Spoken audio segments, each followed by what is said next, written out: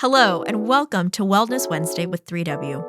Wellness Wednesday is sponsored by 3W Medical for Women, a nonprofit medical clinic offering free of charge or low-cost women's health services in the Seattle area, regardless of income or insurance status. 3W does not profit off of the health choices women make.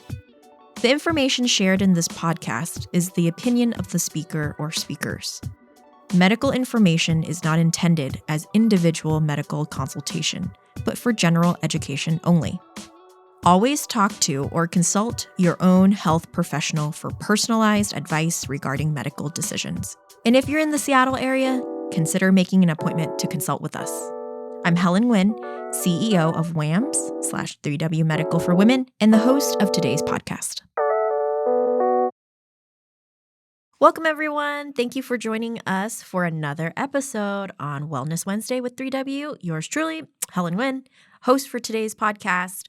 And today we're talking about yet another really important topic that impacts a lot of people. And we have Bekah back in the studio with me. She officially has changed her last name from Louie to Watanabe. Did I do that right? Perfect. You Watanabe. nailed it. I nailed it, guys. Okay. So Bekah is going to be talking about body image, eating disorders, and women's mental health. So good to touch on these topics. You know, as always, we kind of touch on these topics and then we kind of leave it up to you guys to how much more you want to digest, how much more you want us to hone in on these types of topics. This is a big topic to cover today, right, Bekah? Yeah, huge. Yeah, and I'm sure we can spend hours talking about it. We've talked about this topic before from other guest speakers, but I love it that Bekah's back in the studio with us because she's able to be able to give me a perspective from a mental health, more professional background and aspect. So thank you, Bekah, for being back in the studio with me. Thank you for having me. Yeah. I'm super excited to be here. Yay! Yeah. And you look gorgeous as always. Oh, thank you. You as well. Thank you. I tried. That's why I look a little bit more put together today. Okay. So could you give our listeners just a quick overview again of who you are, what you do professionally, and why this topic is important to you? Yeah, absolutely. Yeah. Well, my name is Bekah Watanabe. Watanabe. Now, yeah, new name, getting used to saying that. Yes. I am a mental health counselor in private practice. So I currently work with every age group from 12 years old all the way to older adults, all sorts of mental health disorders and just distressing situations. People will come in. I do have a specific heart for those who are struggling with eating disorders and body image, body shame. Sure. And so that's something that is very close to my heart. One of the reasons that I feel like it's such an honor to be here to be able to talk about this is because it's something that I've personally gone through, as well as just something that I see. I mean, it's everywhere, right? Yes. Like not one of us, I believe, is exempt from the pressures and narratives of diet culture and what we are supposed to look like and how it's attached to our worth. And yeah, I think at its core, it's much more than just what we eat, what we look like, but it all goes back down to like who we are, right? How we value ourselves. Exactly. Yeah. Okay. And would you say that eating disorders affect more women and versus men, or is it kind of the same? What's the stereotype that we want to dispel? So generally speaking, so eating disorders versus maybe more disordered eating behaviors and symptoms, I would kind of distinguish between the two. Okay. Eating disorders are you've been clinically diagnosed, and more often we do see women are more often diagnosed. I do think there are probably more men who are underdiagnosed because of stigma, because of stereotypes that say that it's mostly a women's issue. Sure. Eating disorders in men look very different than eating disorders in women because of societal narratives and kind of what the expectation is. But disordered eating, I would say, affects many women and men and many of us unconsciously. It's such a strong cultural narrative, what we're supposed to eat, what is good and bad, what is healthy and unhealthy, what it says about us if we eat this or don't eat this. And so disordered eating thoughts and behaviors, I would say, are actually quite universal. Okay. across genders. Okay. And it could go undiagnosed? Oh, absolutely. Okay. Yes. Not everybody with disordered eating behaviors and patterns would be clinically diagnosed with an eating disorder. You'd have to meet a very specific criteria for that. Okay. But I would say that just because you aren't maybe completely fully diagnosed clinically doesn't mean that it doesn't significantly impact you. Okay. And so not to maybe disqualify those who wouldn't have a full-on eating disorder, Mm-hmm. but are every day of their lives navigating these thoughts and these behaviors and these patterns and these feelings that are like just trapping them in a sense, right? Kind of stealing their freedom or their ability to live a full life. Thank you for defining those two categories in some ways. Yeah. How would you describe the difference between how women approach clinically diagnosed eating disorders versus men? What's Yeah. the difference? What's the main difference? Yeah, so both women and men would fall into the same clinical diagnosis. So, for example, anorexia nervosa would be one eating disorder that both a man or a woman could have. Okay. Anorexia for a woman might be motivated by something different than anorexia for a man. The ways that people restrict food, so anorexia is kind of primarily distinguished by this restrictive mentality and behaviors. And so a woman might restrict carbs and fats because of this narrative that they're bad and they'll make me gain weight, and that, okay, I can't ingest these, otherwise I will lose some sense of beauty or attractiveness or whatever that core narrative is.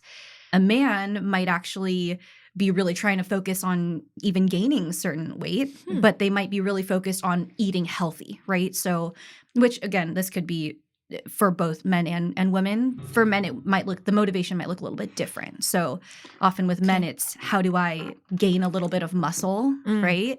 And also at the same time wanting to lose body fat, because for both men and women, body fat has been demonized in our society. Right. So typically with anorexia, we see restriction in order to kind of fit that body type that is ideal or traditionally beautiful.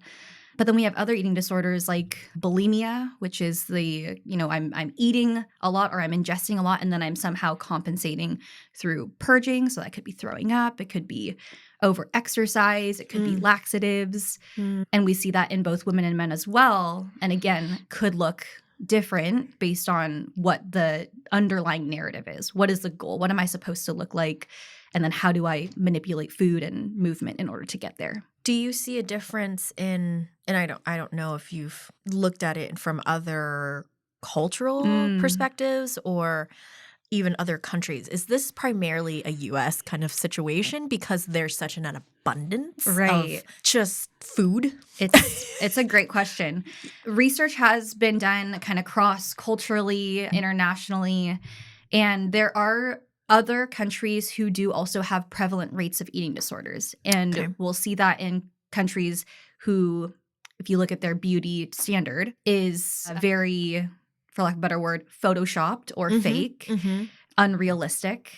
And those are often going to be the countries where you see high rates of manipulation of food and movement and body in order to try to fit this beauty standard, as opposed to countries where beauty standards are very natural and realistic. You see a lot less of this pressure to change the way that we eat and move in order to look a different way. But I would say that in America, we do have some of the highest rates. I do think part of it will also be the type of food that we eat and the chemicals in the food and maybe lack of nutrients in a lot of our foods that then can subconsciously or within our body cause us to move towards certain foods and away from certain foods without even really realizing it. Right. Yeah, I'm just thinking about just my understanding of the Vietnamese culture, since I'm Vietnamese. In Vietnam, when you're heavier, specifically for women, it's a status symbol. Right. It's like actually like I'm wealthy enough to eat well. And so gaining weight for them, I think Western mentality has now kind of seeped in, especially with access to so much technology and social media. And that's another can of worms we can walk into. But traditionally in Vietnamese culture, it is actually good to have some weight on you Yeah. because you're not Yeah. working in the fields. You're not, of a lower class that has to be out working consistently Yeah. and you don't have enough food and all of that stuff. So women are traditionally a little bit heavier and lighter. Yeah. And that's another thing. Yeah. But like it wasn't a bad thing. Yeah. For you to be a little bit heavy. Like Absolutely. everybody would be like, wow, you're doing really well financially to be able to sit around and eat and stuff like that. So it's so interesting that now, in America, or I don't know when that shift happened, that being toned and very tiny and very small or a specific shape, right? Yes. Then signifies that you're in the upper class. Yep. That you have like a personal trainer and you have a private chef that could do all of that stuff, right? Someone that I think really, and please correct me if I'm wrong, Bekah, of like talking about social media and body image and all of that stuff are the Kardashians, right? Their body shape is so abnormal to me. It's unrealistic. Right. Absolutely. And they have millions, if not millions, of women following them. Yes. Their body fluctuates based on what's in. Yep. Right? So I remember Kim Kardashian having like the big butt. That was her thing, right? And the tiny, tiny, tiny waist. And then recently with Ozempic coming out, everybody's like going back to like the Twiggy look. Yep. Absolutely. Yeah. I think you're speaking to something so important for us to understand when we think about body image.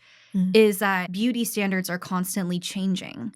And even within our nation alone, I mean, you talked about in Vietnamese culture, the being a little bit heavier set or larger and being lighter, fair-skinned was a sign of wealth. And in America as well, there was a time when actually you look at even just like pictures, portraits of those who were wealthy, and they focused on the curves of a woman or the extra layers, right? And that was considered beautiful because of what it signified. And then now you see, like you said, the Kardashians, or now I think it's a lot of like fitness influencers are kind of who are taking beauty standard by storm. Yeah. And the reality is it changes at least once or twice a year, right? Who is the most beautiful person? And then the reality is like you just can't keep up. It's like fashion trends, right? Yeah. Like you can try and you can buy the whole new wardrobe, and then next season there's a whole new set of what is, the most desirable and the most attractive. And at the end of the day, I mean, it's just exhausting. I mean, and all of it is really like it's to make money off of us, right? Yeah. Like there's an industry, a beauty industry out there that really preys on our insecurities. And if they can get 1, 2, 3 influencers or people with a lot of power and wealth to, pose for a picture and then we get that really public and goes viral, all of a sudden you have, millions of people going to buy that thing or going to, spend their money on whatever it is to attain that. And I mean, the fluctuation in our brains of what is ideally beautiful,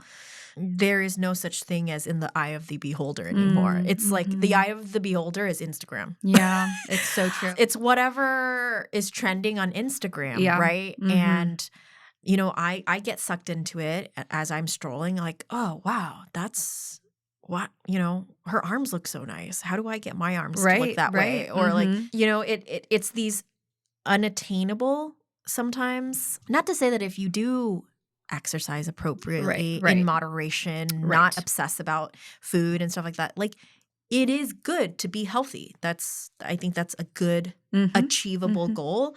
Our bodies are supposed to be these sacred temples that we need to approach with care. Yeah. But then people take it to the extreme and we manipulate ourselves into thinking that it's good to take it to the extreme because we're working towards some sort of unachievable health goal. Right. A fantasy. Yeah. Right? And how, in your opinion, in your practice, when women come and see you, how influential has social media been? How these girls get swept up into these lies, essentially, right?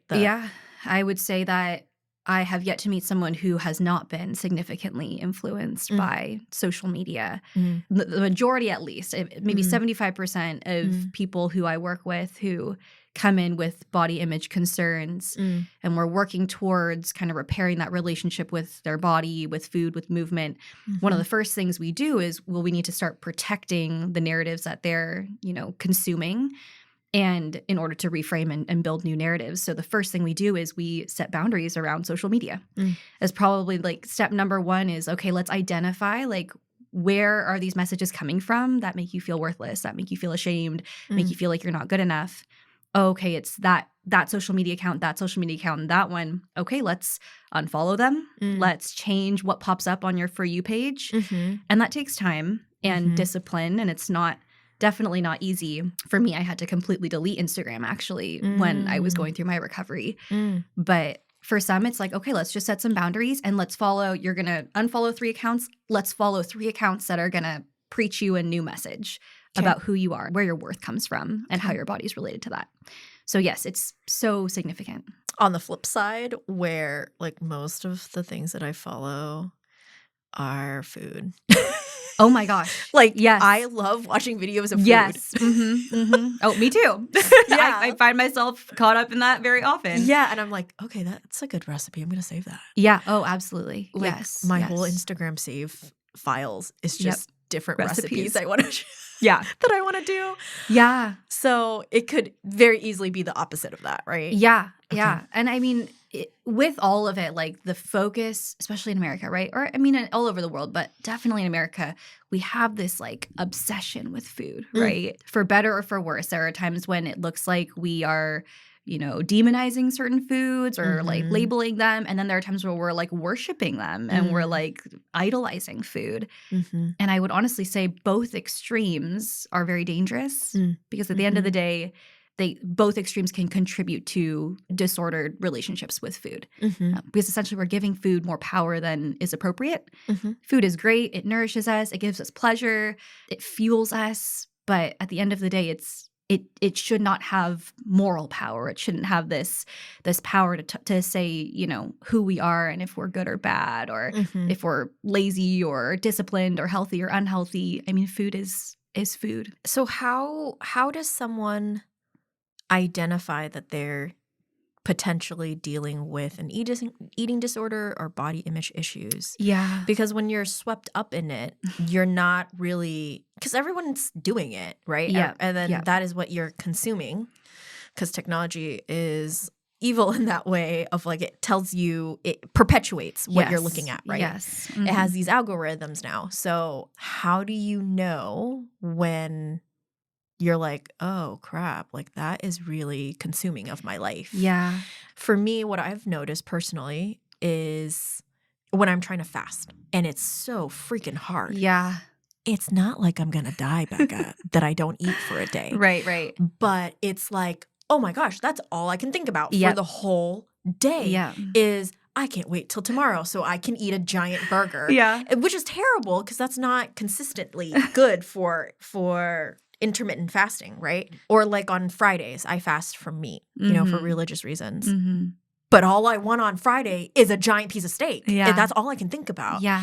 And so for me personally, I'm like, oh my gosh, I need to get this under control in the sense of I can go a day or two without eating and not be a dying star. Like I'm not gonna waste away.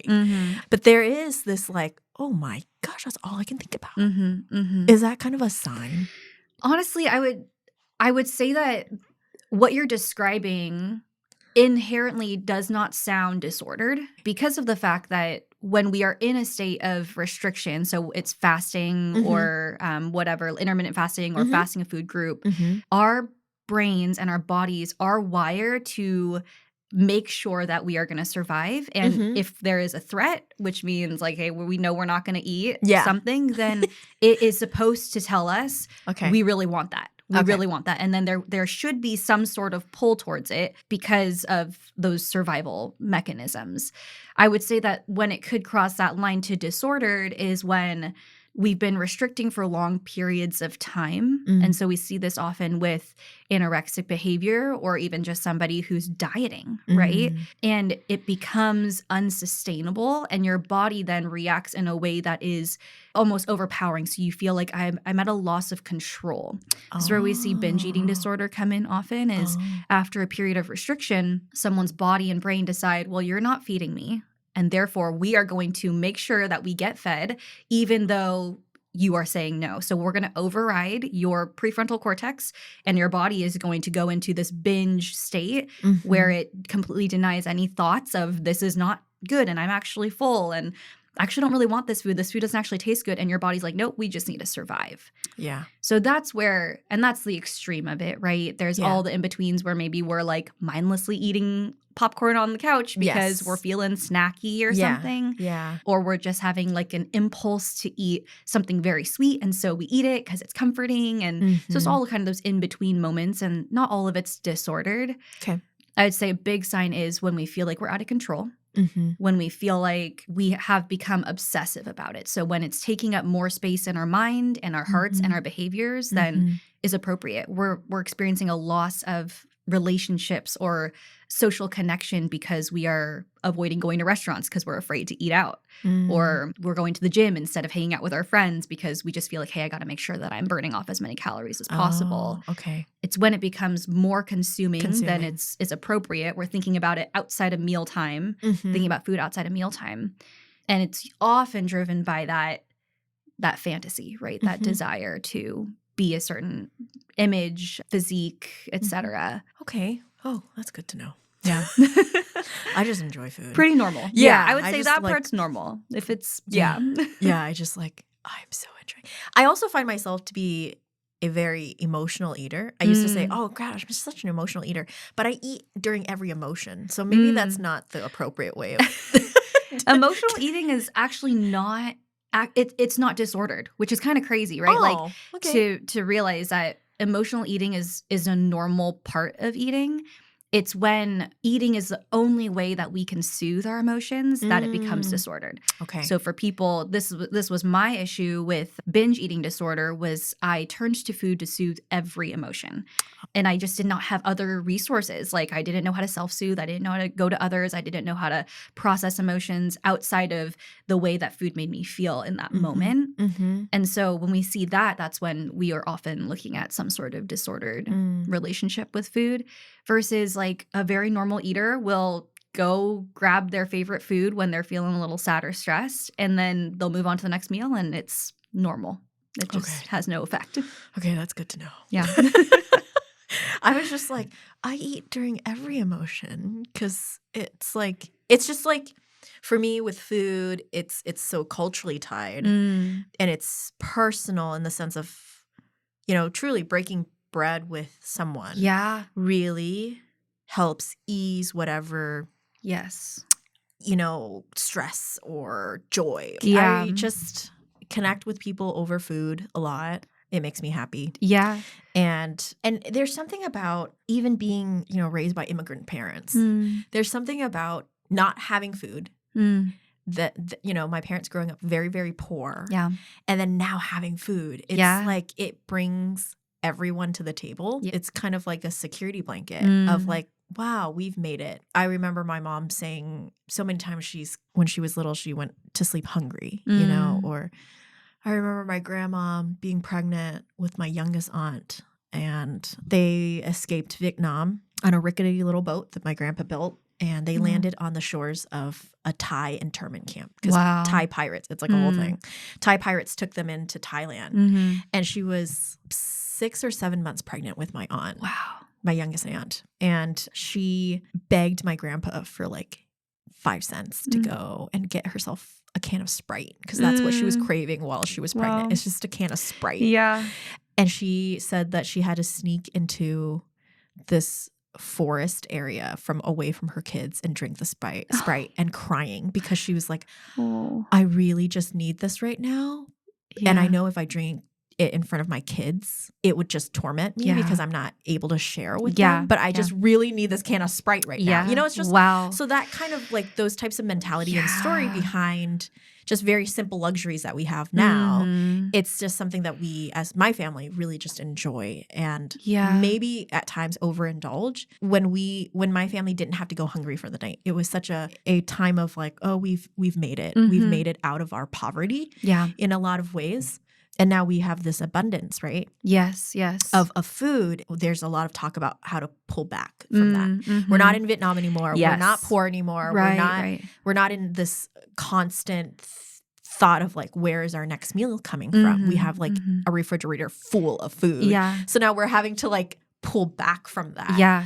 And it's just really interesting, the dynamics of different generations and different approaches to food. Yeah. It's very ingrained in our makeup as a person. Absolutely. I think so much of our narratives around food come from our family of origin. And I mean, I love that your example of that, of just like food is not just food for anyone, right? But for your family, food is a sign of security.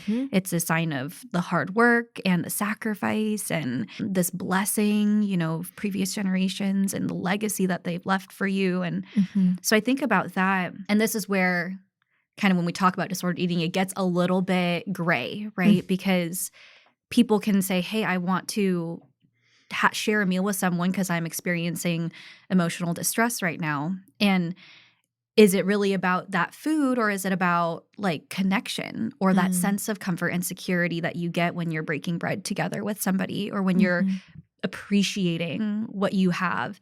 That to me actually is, I would say, a much healthier way to meet that need. And food just happens to be a part of it. Versus when we're looking at disordered eating, oftentimes it's the food itself that has power. And so we turn to food and it becomes almost the thing. And it's often in isolation when we're dealing with disordered eating. It's very rarely in moments of connection. Okay. And so that is actually probably one of the major distinguishers of, you know, disordered versus like a normal relationship with food is, are we engaging in food typically very isolated in our thoughts and our own personal behaviors, or is it something that is happening with others because we're getting that need for connection met? And actually, for many eating disordered clients, one of the biggest unmet needs is for connection. And it's why we turn to food. But then we do it in isolation and we don't actually get that need met. Yeah.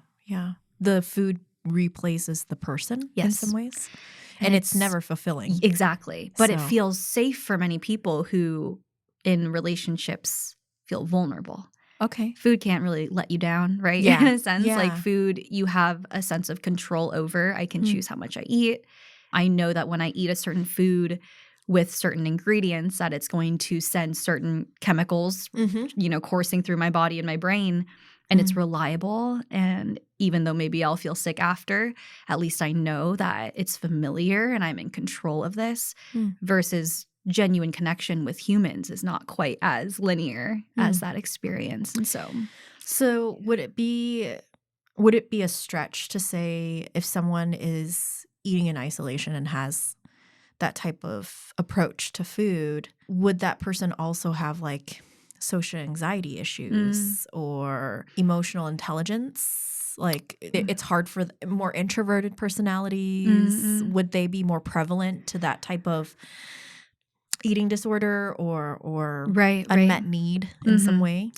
I'd say maybe more so correlation than causation. Like I would say, yeah, we would maybe see increase of anxiety and depression for those who are dealing with disordered eating, specifically disordered eating behaviors that are, you know, in isolation, just because of the fact that they are maybe prone to isolate and therefore probably more likely to experience social anxieties in general, depression, you know, maybe potentially be more introverted.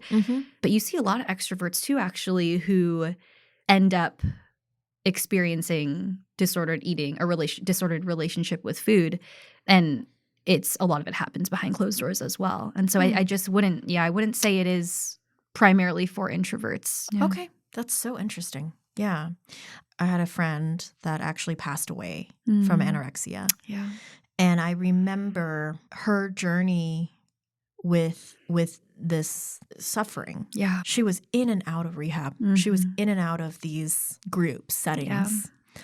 And it really connected me to women who are dealing with domestic violence. You know, statistics shows that it takes usually 7 times for a DV victim to leave their abuser. Yeah. Is there something there? Is there something like that's kind of the pattern when someone is dealing with a very clinically diagnosed eating disorder kind of situation where that's a normal pattern? Yes. Because absolutely. For me, it was kind of like, why can't you just kick this? Right. Like, come on, like just eat food, right? Yeah, just be normal about it. Right. It's not that big of a deal. Like, Right. enjoy it when you enjoy it. It wasn't as big or detrimental as domestic violence. Right. That is such a violent thing. Yeah. But, ever since she's passed, I've really thought about it. And it was like, it was this violent act that she was doing with her body. Exactly. Right? Exactly. And it was self-inflicting. Yeah. And what is that? Is there a correlation? Yeah. Where it's very normal for someone to come in and out of that. Because when she came out of rehab, when she came out of these programs, it felt very like, oh, she's going to kick this. Yeah. Yeah. And then she would fall back into those relapse. patterns. I'm so glad you brought it up with that perspective of DV, because in the eating disorder world, there are actually a lot of great books written, but that actually personify our eating disorder as an abuser. And the one of the books that just completely changed my perspective on my own relationship with my eating disorder really highlighted that this is not me doing this to me. This is not an issue of self-control. This isn't an issue of laziness or a lack of discipline. It really is something psychologically and neurologically, like in our brain. Same with when we are attached to an abuser. There's something that happens in your brain that makes it so that you cannot leave, or it feels like you cannot leave. There's such a strong pull towards it because of, and you think about it in abusive relationships, this promise. And that's where the fantasy comes in, right? And so many women, or those who are in domestic violence relationships, will say that, yes, they're abusing me, they're hurting me, and there's so many reasons for me to leave, but they love me, or but we have a kid together, or but there's this promise or this fantasy. There's those moments of like, maybe a pseudo glimpse. Repair, right? Yeah, or like a love bombing or something of like, and so just like an abuser would be able to convince an abusee, the eating disorder does a very great job of that as well. And so much of this, and this is the hard part, is that people who are dealing with eating disorders, you don't see the abuser. And so we often will respond like, why just eat your food, right? Yeah. Like eat the food and then we can move forward, or don't eat that food because obviously it doesn't feel good in your body. So and it's so tricky because even with myself, I'm like, I've yelled at myself in that way and shamed myself for those moments of feeling out of control with food, whether it was restriction or binging. But at the end of the day, that perspective of like, we are under attack in our minds and in our bodies by this eating disorder, this, abuser, which when we try to understand where does that come from, I mean, society, family narratives, cultural narratives. I mean, it's not our voice. We aren't born into the world with these kinds of eating disorders, right? Yeah. So we're not predisposed. We may be predisposed in the sense of like, hey, I have a personality that leans towards perfectionism. So you see a lot of people who would consider themselves perfectionists also dealing with higher levels of addiction, higher levels of eating disorders because of this, the way that our minds inherently think. So we choose to maybe see things black and white, or all or nothing, right and wrong, very like good, bad. And so that's my personality and a lot of my narratives growing up, and therefore more, predisposed maybe to an eating disorder or addiction. But I would say that eating disorders will not develop without the influence of some sort of societal or family narrative, right? That teaches us how to relate to food, how to relate to our bodies, and how to relate to movement. Okay. Just things that we consume and voices that we allow to take hold nudges us towards potentially something that wouldn't have been turned on Yeah. if we didn't surround ourselves with that, or Yeah, absolutely. or Or if there were different narratives that came in when we were being raised, right? The hard part is a lot of the research around normal intuitive eating has only come out in the past, several decades maybe. And so really it's like my generation that has the blessing of being able to really soak in this new knowledge and pass it down to our next generations, whereas previous generations there wasn't, the research hadn't been done, the studies on the brain hadn't been done, there wasn't a whole lot of context for disordered eating. So since the overconsumption of social media, which is pretty recent, has there been a spike in the prevalence of body dysmorphia or eating disorders or body image issues? Yeah. How much has that truly contributed? I would say that statistically, I don't have an exact stat, but absolutely. And we see that with a lot of mental health disorders, right? I think specifically even from COVID, right? We see COVID was a huge catalyst for an increase in diagnoses of eating disorders. I mean, you think about it, right? Like people who maybe were predisposed and then all of a sudden not able to go out and do the things they love, see the people they love, work, right? Where's my purpose in life? And then you're shut in with your food at home. Yeah. It brought up, I mean, not just eating disorders, but addictions and anxiety and depression for so many people who maybe otherwise would not have ever experienced that. So yes, I would say that. And then the reality of how accessible social media is right now. And really it's just you pop your phone open and then you're doom scrolling for who knows how long. Yeah. And the impact that has on our brain. I mean, there have been studies actually done on women who report that after looking at magazines or after scrolling social media report a lower satisfaction rate with their bodies, with, how they see their self-esteem, their self-worth. So it's directly correlated. I mean, that's like, those dots connect very easily. What are some steps that you usually advise your clients if they are identifying that this might be something bigger than I thought? Yeah. What are some steps that you would recommend for internal reflection for our listeners of like, if this is something that's gnawing at you, I would recommend A, B, and C to kind of peel that back. Yeah. It might be nothing, but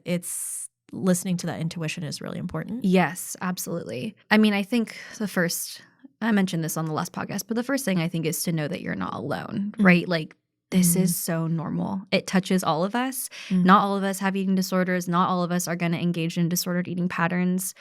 But for many of us, if not most of us, we are, especially for young women. I think that there's a statistic that says that 90% of those who are actually clinically diagnosed with an eating disorder are young women between the ages of 12 and 25. So this is so real. That's huge. Yeah. If there are listeners who are in that age range and like just to know that most likely the girl sitting next to you, even if they maybe have the perfect body or maybe they don't, they've probably been touched by this as well. And I think that anytime we experience any level of internal distress or issues with our self-worth or our self-image, it's easy to isolate and feel like no one understands us. So I think that would be the first kind of thing I would say is just know that you're not alone.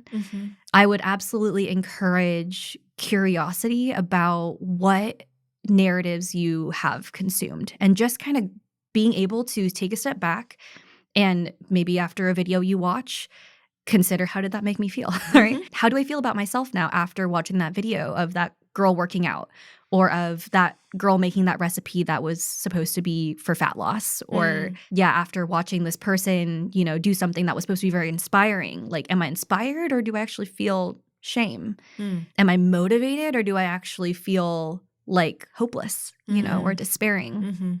And being able to key into how we are internalizing these narratives and then what is really taking root. And for a lot of us, it might sound like, well, I'm never going to look like that. Or the only way that I'm going to be beautiful enough is if I do what she did or if I eat what she eats or if I had enough money to be able to eat that healthy or, if I only had so much self-discipline, then, I could achieve this level. And if we're tuning into those narratives, then that there's a place to start.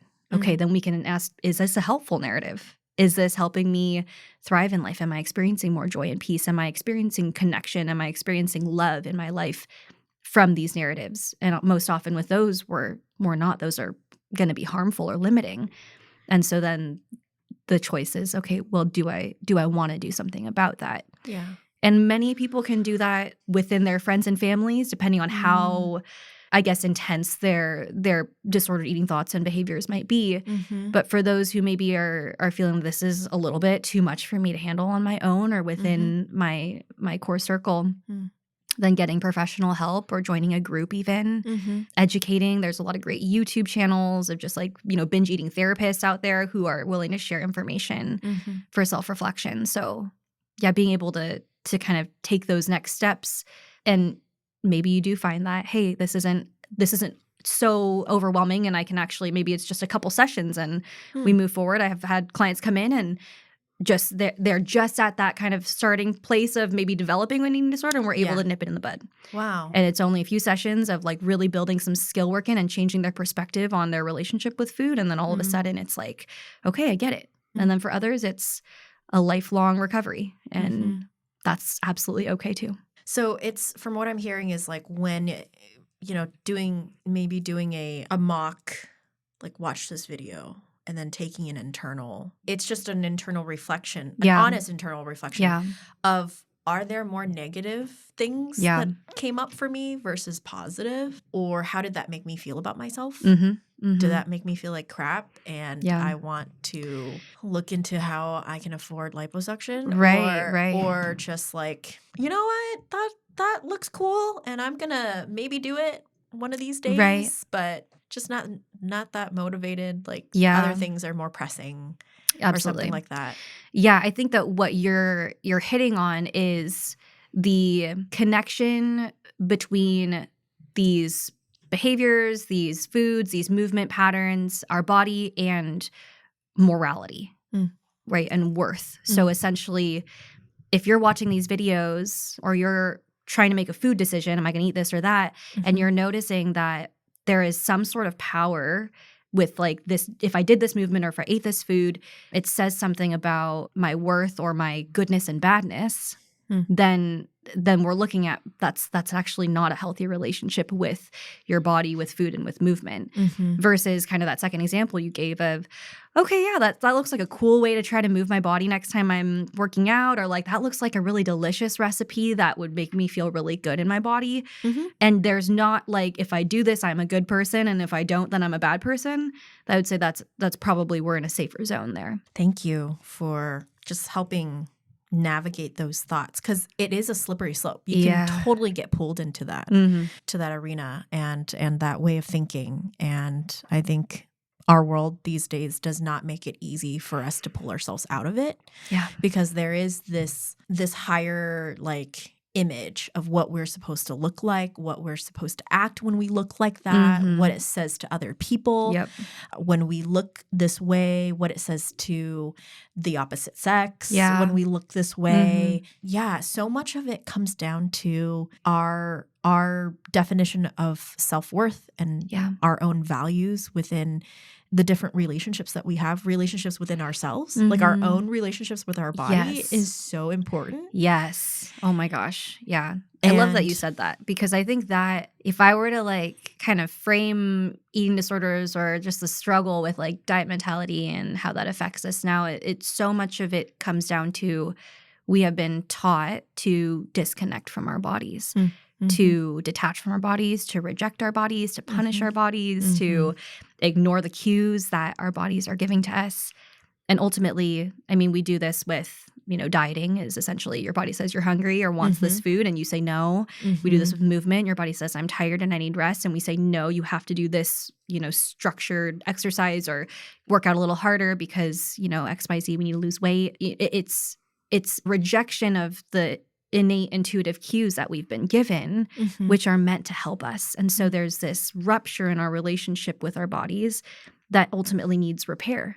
And in the work I do, and many therapists who work with clients with disordered eating will take an intuitive eating approach, which is essentially how do we repair that relationship, restore that relationship with your body, with food, and with movement to the place where we can start to trust our body, that it's going to give us the cues when we're hungry, when we're full, what we're craving, when to, how much to eat, when to stop eating. And also, it's going to let us know, like, when we need to move and when we need to stop moving. And there's this, like, freedom to just, like, okay, my body's going to let me know, and then my body's going to be healthy, right? This is the goal, is like this healthy connection as well as just overall wellness, and that your body knows what it needs. Yeah, I think especially for women too, when our hormones fluctuate throughout the month, so we're craving certain things, we're not craving things, our moods are up and down. Yes. And I just know that, like, before I get my period, I want to eat popcorn. Yeah. Or chocolate. Yeah. And there is something about that when I consume that. I'm like, oh my gosh, I'm a different person. Yes. Because that need was met with something so simple. And I'm having to go, oh, chocolate's bad. Right. So, there it is. I shouldn't have it. Or popcorn. I can have popcorn, but I need to have, like, the really low sodium, like, really nasty popcorn that no one actually wants to eat. No. Because it's gross. But I'm like, you know what? No. If I'm already going to freaking consume calories, I'm going to eat it and I'm going to make it count, or something like that. So we do this with ourselves all the time of, like, oh, I need this, but what if I get, like, the really healthy one, and then I'll feel better about myself. But maybe I don't have to eat the whole bag of the unhealthy popcorn. Maybe I just eat, like, a handful and it satisfies that immediate need. Yeah. But then I have also control that I'm not going to eat the whole freaking bag. Yeah, because you trust that your body will also say stop. Yes. And it will. And that's the beautiful thing about building trust with your body, is it starts to trust you too. Yeah. It starts to trust you to stop when it says stop. But unfortunately, with that rupture, it's that trust takes time to rebuild.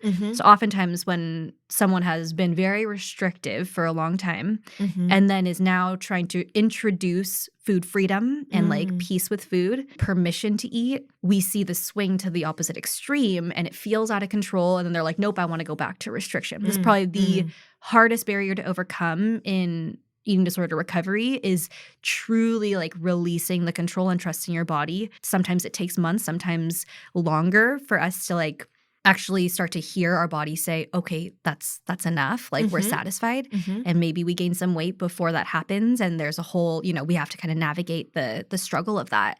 But over time, our bodies will eventually let us know, and that they'll start to trust us too. And so that's when we experience this place of food freedom or intuitive eating or normal eating or whatever you want to call it. Right. And there's just this sense of peace with our body and with food. Yeah, I noticed that just, like, that week before my period, I don't need the whole bar of chocolate. Right. I just need, like, a little bit. Yeah.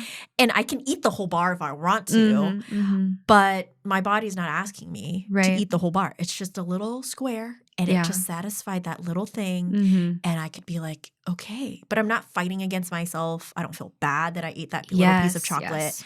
I'm not – I enjoyed it for the moment it gave me, and then I'm moving on, and I'm not consumed by it, right? Yes. And I think I've seen people in my life go, like, I will deny myself that. And I'm like, but your body wants it. Like, it's okay.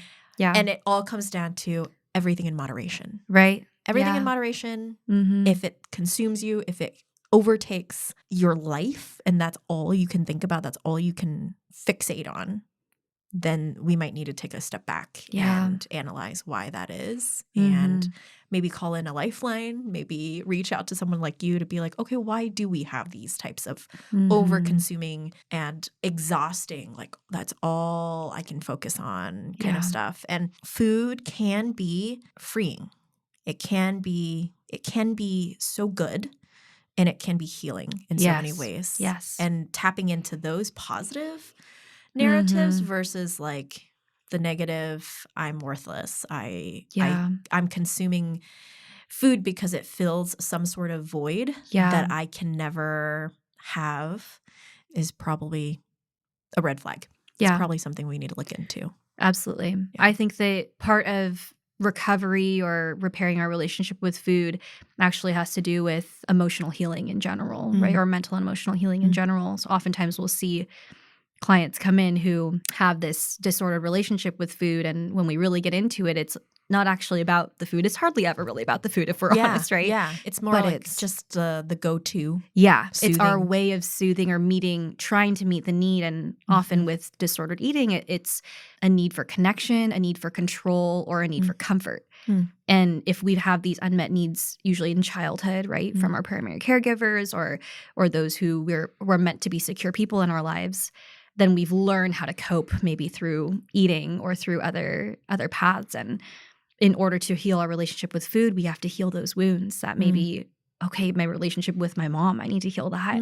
Or I need to actually like reparent, and retrain my brain and how I view myself in terms of my self-worth or my value and significance and my ability to connect and how lovable I am. And if we can heal those wounds, oftentimes we'll actually see the pull towards food it kind of dissipates.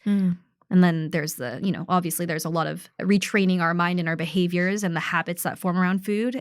But that's so much easier done when the root is truly healed. So good. Thank you, Bekah, for Yeah. navigating all of this. Food is just constantly around us. I don't think social media is going to go anywhere anytime soon. But maybe this is something we need to peel back the layers. And like you said, it's usually a much deeper issue, some sort of trauma, some sort of childhood narrative that we just have not dived into. And now this is kind of the ripple effects of it. Yes. And just, going back to my friend who lost her struggle with anorexia, it was a huge, whoa, I did not know that it could consume you to that point. And I think it was a blow to our whole community, our whole friends group of what could we have said? What could we have done? Why did that have to happen? Yeah. But yeah, I think of her often and just how prevalent it actually is. It was not such an isolated situation. And like you said, a lot of it is this invisible abuser. Yeah. This invisible abuser that you can't just walk off, that you can't just consume food normally. So be kind to yourselves and reach out to folks like Bekah who can walk through this with you. And even if it's just the beginning parts of something that your intuition is kind of gnawing at you, I think it's good to kind of go. Absolutely. And even if it is just the beginning parts, to be able to intervene earlier rather than later. I mean, there's healing and hope for everyone, but the longer we wait, the harder it will be, or the longer it will probably take for us to recover. Yeah. And I think that, my heart for people out there really is that no matter where you fall on that spectrum of disordered eating to an eating disorder, your struggle with that is valid. And if it's affecting you in your mind and your thoughts and your behaviors and your emotions, then it's worth, you're worth getting the support and care that you need. So yeah, I'm absolutely all for people taking that step. It's a courageous step for sure. It's vulnerable. Absolutely. Actually, and then it takes a lot of discernment. Okay, is this someone else's voice? Is this someone else's problem that I am transferring onto me? It is being utterly honest with ourselves. Yes, absolutely. So, thank you, Bekah, for this conversation. Yeah, and thank you. We'll list some resources that you have for folks to kind of peel back the layers of body image, eating disorders, all of the issues that we talked about today, what we can do to just walk alongside you as you kind of interpret these intuitive thoughts or something like that. So thank you so much for kind of broaching it in a way that gives language to what some of us are struggling to be able to say or communicate. So thank you so much. Thank you for having me. Such an honor. Thank you. All right, listeners, thanks for listening. Till next time. For more information about 3W, please visit our website at 3wmedical.org. That's the number 3, the letter W, medical.org. From there, you can learn more information about the services we provide, book an appointment, or make a donation if you'd like to support our mission. You can also call our office at 206-588-0311. That's 206-588-0311. If you like this episode, please share it with others and consider subscribing on your favorite podcast platform so you never miss an episode. Thank you so much for listening, and until next time, stay healthy and be well.